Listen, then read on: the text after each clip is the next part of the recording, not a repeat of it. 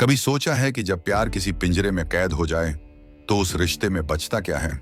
ये कहानी एक ऐसी लड़की की है जिसने अपनी पूरी जिंदगी उसे एक इंसान को सौंप दी और बदले में मिली उसे एक ऐसी खामोशी जो फ्रिज के अंदर बर्फ बनकर जम चुकी थी। ये सिर्फ एक हत्या की कहानी नहीं है, ये कहानी है उस भरोसे की जो धीरे धीरे झर में बदलता गया। एक ऐसे रिश्ते की जो दिखने में रोमांटिक था लेकिन अंदर से वो रिश्ता बस कब्जा था। एक ऐसी चीख की कहानी जिसे किसी ने सुना नहीं और जब सुना तब तक बहुत देर हो चुकी थी।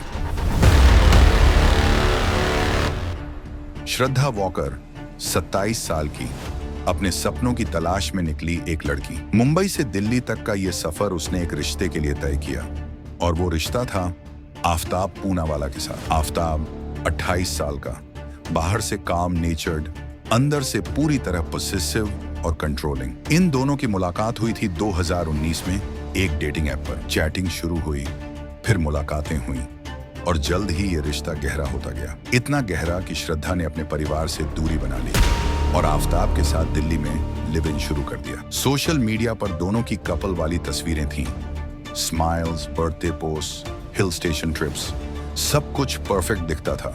लेकिन उस परफेक्ट के पीछे दर्द छुपा था, ब्रूजेस छुपे थे और डर। श्रद्धा के दोस्तों ने उसके चेहरे पर चोट के निशान देखे, उसकी आंखों में खामोशी थी, पर सवाल पूछने पर जवाब हमेशा एक ही, सब ठीक है। इन पर सब ठीक नहीं था। 2020 में श्रद्धा ने पुलिस में एक कंप्लेंट दर्ज करवाई थी जिसमें उसने साफ कहा, वो मुझे मारता है, धमकाता है, जान का खतरा है।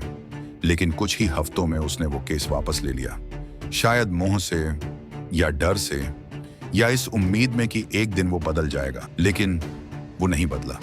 2022 आते आते हालात और बिगड़ चुके थे। श्रद्धा के दोस्तों का उससे कांटेक्ट कम हो गया था क्योंकि आफ्ताब उसे आइसोलेट कर चुका था।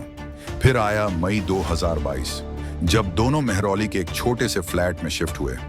उन्हें नहीं पता था कि यही फ्लैट श्रद्धा की आखिरी मंजिल बन जाएगा। 18 मई की रात एक और लड़ाई जैसे पहले होती थी, लेकिन इस बार आफ्ताब का गुस्सा उस हद को पार कर गया जिसके बाद कुछ भी वापस नहीं हो सकता। उस रात आफ्ताब ने अपने ही हाथों से श्रद्धा का गला घोंट दिया, बेयर हैंड से, जब तक कि उसकी सांसें पूरी तरह थम न गईं। और इसके बाद शुरू हुआ वो हिस्सा जो किसी हॉरर सीरीज से भी ज्यादा डरावना था।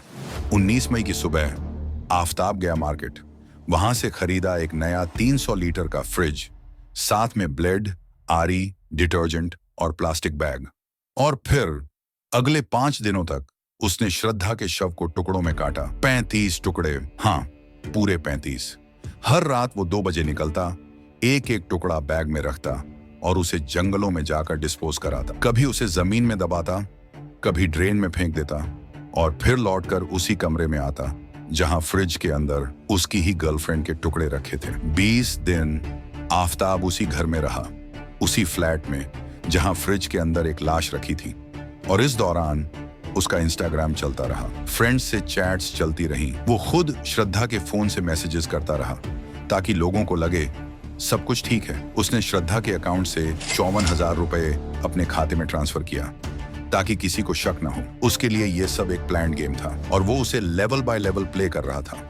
लेकिन सवाल ये है, इतने दिनों तक किसी को कुछ समझ क्यों नहीं आया? श्रद्धा के पिता ने जब कई दिनों तक बेटी से कांटेक्ट नहीं हो पाया तो उन्होंने मुंबई पुलिस में मिसिंग कंप्लेंट दर्ज करवाई।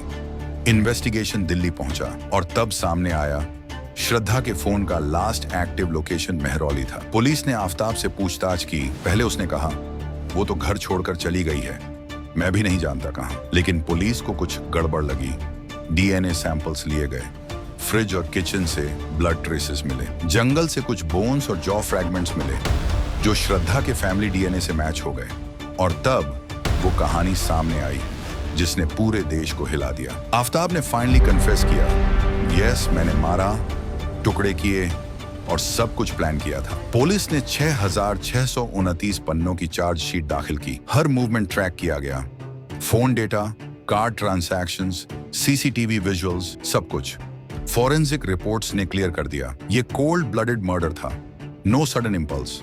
और सबसे बड़ा सवाल था, श्रद्धा ने खुद पहले पुलिस से कांटेक्ट किया था, फिर भी उसे कोई नहीं बचा पाया। 2024 में श्रद्धा के पिता विकास वॉकर ने श्रद्धा वॉकर फाउंडेशन शुरू किया ताकि और लड़कियों की आवाज दबने न पाए। वो इस केस को सुप्रीम कोर्ट तक ले गए, लेकिन 2025 में हार्ट अटैक से उनका भी निधन हो गया। एक पिता जो बेटी को खो बैठा और फिर इंसाफ की लड़ाई में भी हार गया। आफताब अब जेल में है, केस की सुनवाई चल रही है, लेकिन सजा सिर्फ सजा नहीं होनी चाहिए, उसे एक वार्निंग बनना चाहिए पूरे देश के लिए। क्योंकि इस कहानी में सबसे डरावनी बात यह नहीं कि एक लड़की की हत्या हुई, सबसे डरावनी बात यह है कि वो लगातार हेल्प मांगती रही और किसी ने नहीं सुना। कभी कभी मोह, प्यार और डर के बीच इंसान सब कुछ सहता चला जाता है, और जब हम सब ठीक हैं बोलते हैं, तब सबसे ज्यादा कुछ टूट चुका होता है। अगर ये कहानी आपको छू गई हो तो इस आवाज को और दूर तक पहुंचाइए।